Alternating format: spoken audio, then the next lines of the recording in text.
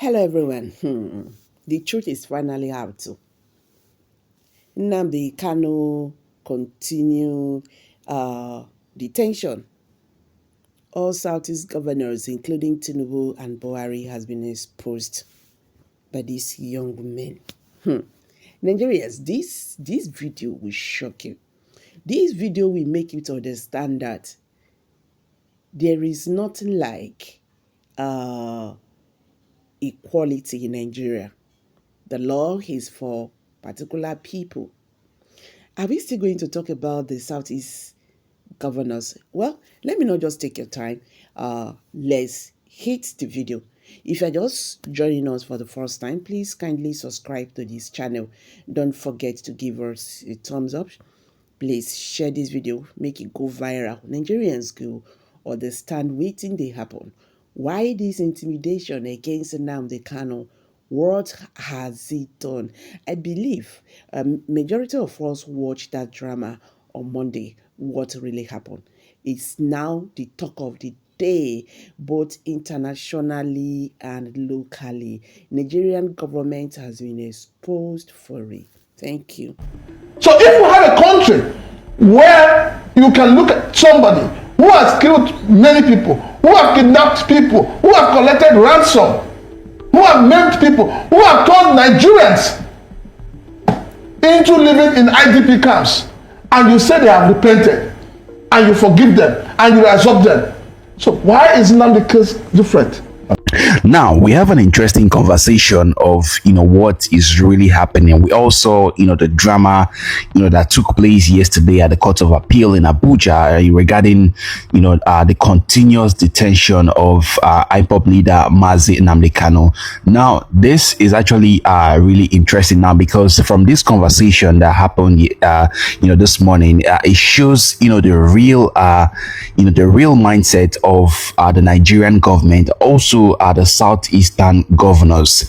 I mean, it shows their intention and what they really have regarding this particular man. And also in this particular interview conversation, we're also going to be taking a look at what is next for Mazi Nnamdi Kanu. I mean, we heard that he was going to be taken to the southeast, where he will be tried by another judge, and also a whole lot of things in this particular conversation. So I want you guys to take your time and listen to what this gentleman has to say about everything that is happening. Also, feel free to give this video a thumbs up. Also, don't forget to subscribe to our YouTube channel, and also give this video a thumbs up. With that being said, stay tuned, guys. Okay, Prince Francis.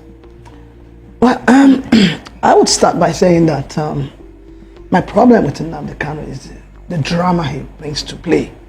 You have lawyers, and you should allow your lawyers to do what you've engaged them to do. It's common sense.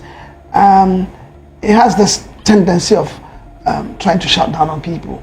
I don't think it is helping his case. Yes, the only thing I take from what he said yesterday, which I believe a lot of Nigerians should be interested in, is the issue of the current indictment of the husband and son of the judge. I mean, that is something deep, and that is something nobody should throw away. So I take that. That is all I take from it. And I think because of that, the judge herself is already compromised. And that's the point he has made. It's a very valid point. And I think that is a point based upon which the chief judge should begin to think. Well, the chief judge, Justice Binta, did recuse herself. And right here on this show, we learned from one of the lawyers that came on this show some time back that even if a judge recuses himself or herself from a case, the Chief Justice of the Federation or the attorney, the AGF, can reassign that same judge to that same case if they feel the reasons tendered were not valid enough. I agree with you, Moses. But you see, each day this case comes up, new things come up. When the issue of her reclusing herself from the case, this didn't come up. Now we're having a new evidence to show that, deep down, there's a reason for this woman to be removed, or to be allowed to excuse herself from this case. I mean, it's like saying, oh, You're holding somebody, daughter's son hostage. So is that and to you're say, asking that person that to adjudicate a case? What do you that the expect to get? government might use that as leverage to influence her decision? Well, from what has been said and from what we know, it looks like she's been held hostage. It looks like her family members are being held hostage, and then they expect her to do. Now, what does that even say to the government of the federation? Doesn't that give the impression that government wants to, indict this man regardless of what the case might be? Well, it's not just about the government. It's about our judicial system. It's to show you that Nigerian judicial system has become very compromised. The truth, the symbol of justice and fairness no longer exists in our judicial system. So it's not that they don't know the law, or they wouldn't want to, they don't know how to interpret it? You say they don't know the law, it's just been too sarcastic. They know the law, but they don't want to follow it the way it is. And that is why I keep saying that, for me, the 1999 Constitution is an obnoxious document that needs to be shredded, because it gives you an opening here, or it indicts you here, it gives you several opens to escape. I mean, look at what is playing out in Rivers State, for instance. The law says when you decamp to another party, you lose your seat. But the same law, now we're talking about Nnamdi case now. Okay. The same law says for you to do that, you must this. So it is those loopholes that politicians are holding on to. But on the word of Nnamdi Kanu now, he said something about how the case, which was brought before him, was treasonable felony, but now it has been shifted to terrorism. So is it that Nigerian judicial have you ever gone to the police station? And you know that IPOB, as a case may be, now they are now a terrorist. Have you ever been to the police station before? Pray that the police does not take you to court. Because at every point in time, don't forget, Nigeria is a country where people get arrested before investigation will commence. Okay. So once you're already docked, they begin to look for more, they begin to find reasons for them to, pin you. All right, let me bring the barrister back into this conversation. You remember, initially, when they wanted to try Nnamdi Kanu, the question of jurisdiction came in, and it's very important in a criminal trial. They said Nnamdi Kanu was saying things in UK. That was when Nnamdi Kanu said, okay, since this thing was committed in UK, then you don't have jurisdiction to try me. It was at that point the federal government now removed UK part of this matter. They removed it. They are not talking about it again. Are you getting what I'm saying? Now they have brought it back here, and then when the lawyers raised the issue of rendition, the federal government now discovered that they are committed. And remember very well that at the appeal court, Michael Zokome, he quashed the 15 count charges against Nnamdi Kanu. It's on record. So having quashed it, the federal government now started shopping for other evidences to indict Nnamdi Kanu. When the 15 count charges you have brought before the court have been quashed, please, what else are you looking for? Michael Zekome, he quashed it in the court. Everybody saw it. The man even knelt down and prayed to God and congratulated God for helping him to overcome this hurdle. Okay. So since that time, they have been shopping from one, this thing to the other. That means the federal government is not even sure of what they are pursuing. All right, barrister, let me stay with you. We've talked the law of it. Let's look at the politics of the whole trial of Nnamdi Kanu. There's an angle I want us to look at. If you put everything together that has happened since the rendition and the cancellation of Nnamdi Kanu, does it look like the Igbo nation has abandoned Nnamdi? We don't see governors, we don't hear governors talking about release of Nnamdi. We don't see the Igbo intelligentsia wade into it, either behind closed doors or in the open. We don't see Ohaneze. The only statement they make is quite political. Does it look like he's been abandoned by his own people? I don't think so. Mr. Okoro, I don't think so. No, I'm just asking. Just that we are following, they are pushing the Igbos to become aggressive and all that in whenever they want to, demand for anything. It's not in our culture. I know some people who would have been carrying dagger, cutlass and gun whenever this matter come up and insisting that their son should be. It's not in our culture. That's the truth. But barrister, essentially, I want us to look at the role of the elites, the Igbo elites, the role they have played. They have done what they're supposed to do. Like what? They have made representation to Buhari and to Tinubu, the highest office holders in the land. They have made representation to the Attorney General of the Federation. You and I, we saw it. We hear that the same people that go in the day go back at night and tell the president. No, please leave that rumor. Is it rumor? Talk of what you can attest to. IPOB itself has alleged that look, there are governors behind the incarceration of Nnamdi. Did you see when they went in the night? in the law. Of course, you can't see a night caller because another way. So if someone says another person went in the night. No, Mr. Okoro, please let us leave speculation here. Okay. The fact remains that the Igbo intelligentsia, the Ohanese, the Igbo World Congress and all that, they have all made representation to the federal government. What do you want them to do? Is it when they carry gun and cutlass that you not take them serious? If the federal government is a listening government, they should have done the needful before now. I told you here, it's not in our culture to be protesting, carrying gun, marching. Since independence of Nigeria, have you heard the Igbo protesting and killing and destroying things? But So if it's not in the culture of the Igbos, shouldn't, I thought they said desperate times calls for desperate measures. Shouldn't there be some sort of desperate measures as against the sit at home that was introduced earlier? Shouldn't there be something else that would speak to the government of Nigeria to say, look, the generality of Igbo wants the release of this man? We have spoken now. We have spoken in a loud voice. I don't know what else you want them to do. I mean, the Igbo political leaders have made, they have written documents, signed and taken to Tinubu. The lawmakers, is that not true? So when people are saying they are not doing, I don't understand. What is the government waiting for in this matter? What Should are they even be doing that? Valentin, is it constitutional right for us to take that route, for us to achieve anyhow you can achieve peace? That's what we are doing now. If not, from what the court have said, nobody need to talk to anybody to do the needful. Nobody. Prince Chilak, I want to have your reaction to that question that I asked. Especially, I want you also to factor, to consider the fact that a lot of people have said, look, a certain group of political elites, be they governors or senators or whoever, the political elites, people, office holders in Igbo land, that are the ones, behind the continuous incarceration of Nnamdi. Because according to those sources, according to people that allege, they say that, look, if Nnamdi comes out, he is going to impact negatively on their political status, ambition, and all of that. 2027 is on the table, governorship is on the table, and all of that. And recall too that a certain governor, Chukwu Masoludo, in fact, says, look, the release of Nnamdi Kanu is not going to thaw the tension in the southeast. I want to have your broad reaction to all of this. Before I react to that, we need to be able to identify where this whole agitation starts from and where we've gotten to this point where we are now. I've always maintained that the Igbo leaders are culpable with everything that has happened in the southeast and with what Nnamdi Kanu is presently going through. And I'll tell you why. There wouldn't have been need for this agitation if our so-called leaders in the southeast, the governors, the senators, were doing the right thing. I am from the southeast. I am ashamed of my governors, every one of them. I am ashamed at the level of lack of development in the southeast. So when we begin to talk of agitation, I have always said before now that agitating to hold the federal government responsible is one thing, but let us bring it home.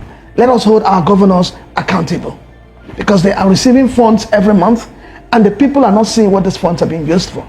So that is where the problem is. Now, taking it further, have they done enough? Are they doing enough? I will say no. We are in Nigeria, you and I. We have seen how, when it comes to the north, trying to get their person out, we've seen how they go about it. Not violently, but we have seen the kind of people that come out to speak. And they don't stop speaking until they achieve something. Bringing it to the southwest, we've seen it severally, where the leaders in the southwest have come together as a bloc. And then they galvanize their people to say, this is what we want. How many people in the southeast are doing it? How many? Your governors are not interested, because your governors are saying one thing here, they're doing another thing on the other side. If the governors, as we claim, have come together to say they want Nnamdi Kanu to be released, why would another governor come out to say releasing him will not be a solution? Does it not show you that the house is divided? I've always said that Senator Abaribe has been talking, but has he ever raised the issue of the release of Nnamdi Kanu on the floor of the Senate? What are we talking about? It's not for you to call a press conference after plenaries. Put it out there.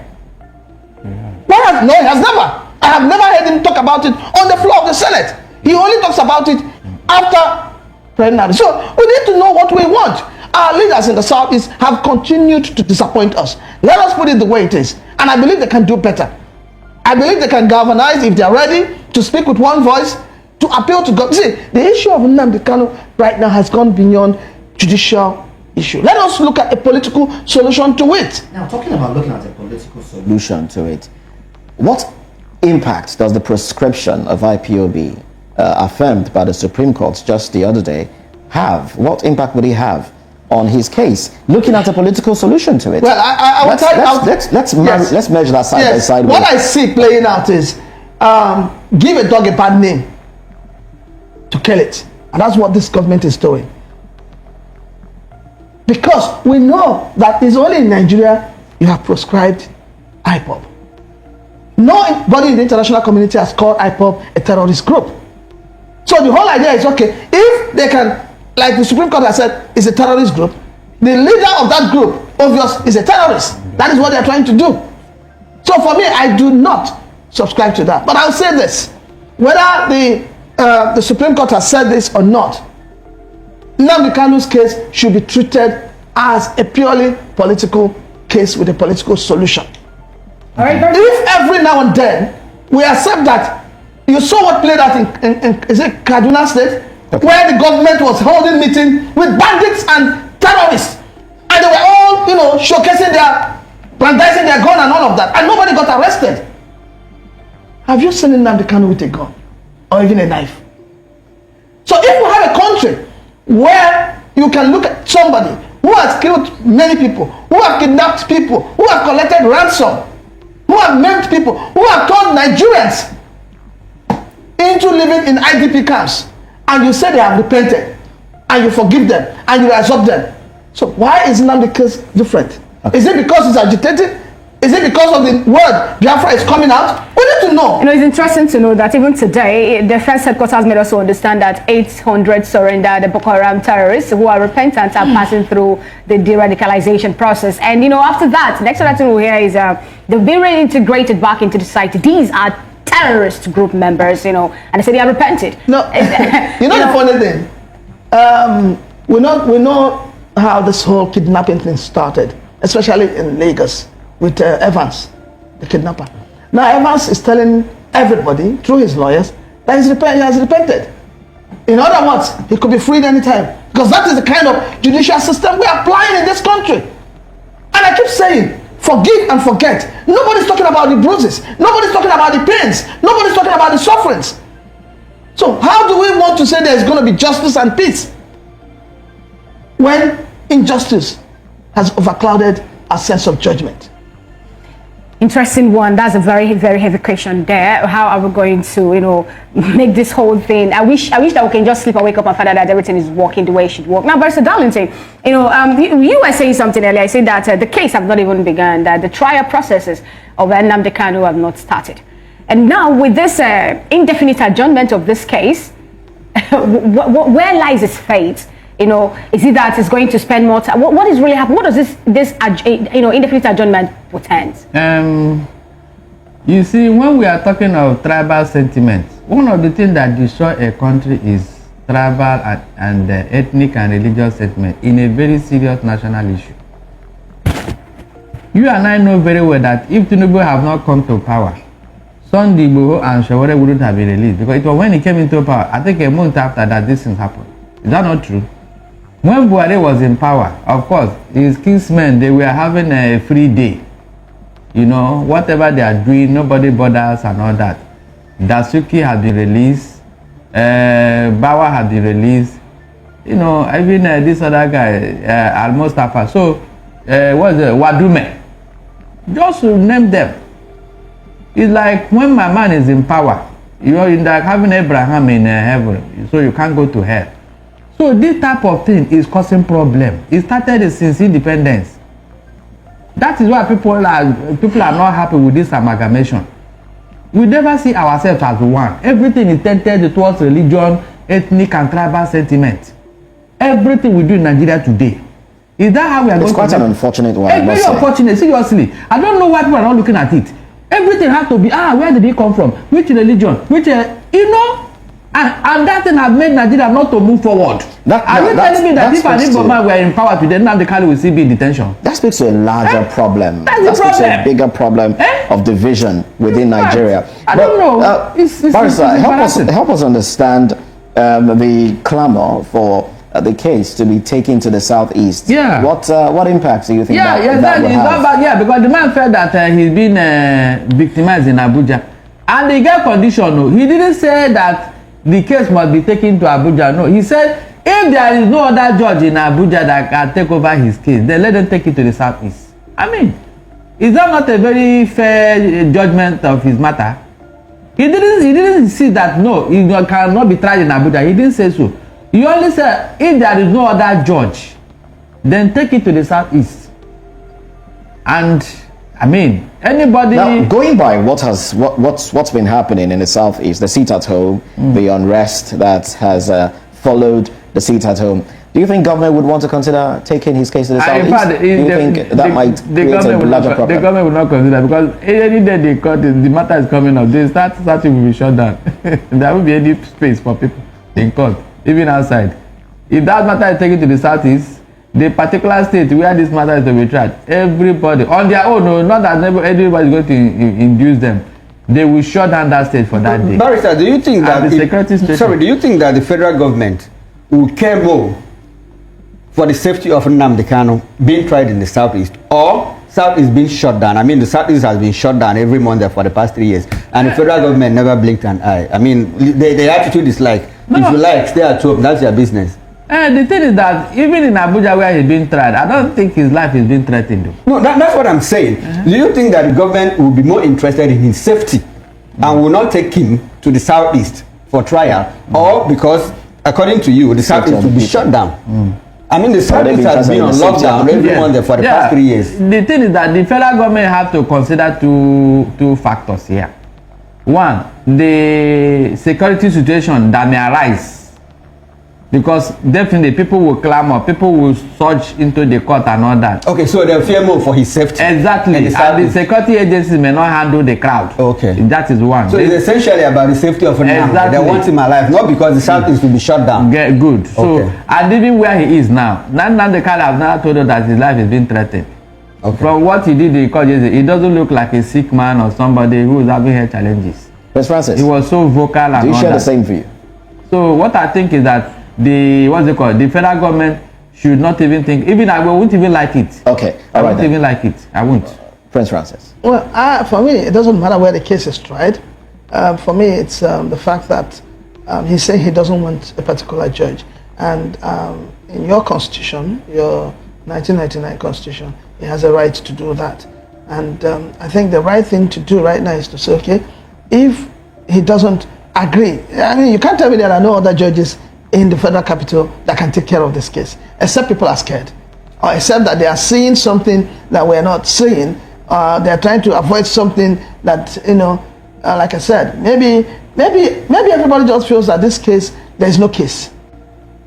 Okay, I think too. I think we need to clarify something. I hope I'm just correct, because Nnamdi, he wasn't particular about South. He said the former Eastern region. It could be Port Harcourt, it could be Cross River, it could be Calabar, it could be Uyo, it could even be Bayelsa or Yenagoa. I think that was it. Yeah, but the bottom line of what he's saying is that he doesn't want Iyako as the judge of his case. Period. So anywhere you feel that you have a judge that can take it, if you have somebody in Abuja, fine and good. If not, any other place, including the Southwest.